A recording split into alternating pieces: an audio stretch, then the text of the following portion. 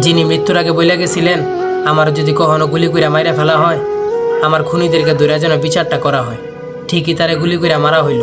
অথচ আমরা আজও তার বিচার পাইলাম না। ওটা আরও সবাই ভুলে যেতেছি, যে যার মতো ব্যস্ত হয়ে যেতেছি। কি ভুলে গেছেন হাদি ভাইয়েরে? ভুলেন না তারে। সে নিজের জন্য কিছুই করতে চায় নাই।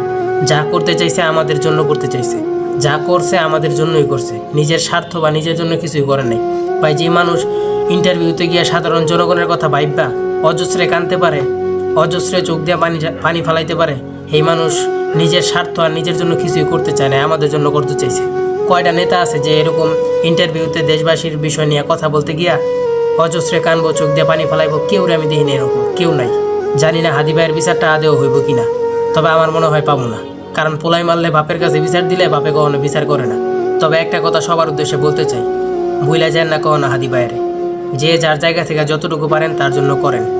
শরীরের দিক দিয়ে না পারেন, শক্তির দিক দিয়ে না পারেন, নামাজে পড়ে তার জন্য একটু দোয়া করেন। কারণ তিনি একজন শুধু নেতাই ছিলেন না, একজন শিক্ষক ছিলেন, যিনি আমাদেরকে শিখাইয়া গেছেন দেশ এবং দেশের মানুষরে নিঃস্বার্থভাবে কীভাবে ভালোবাসা যায়।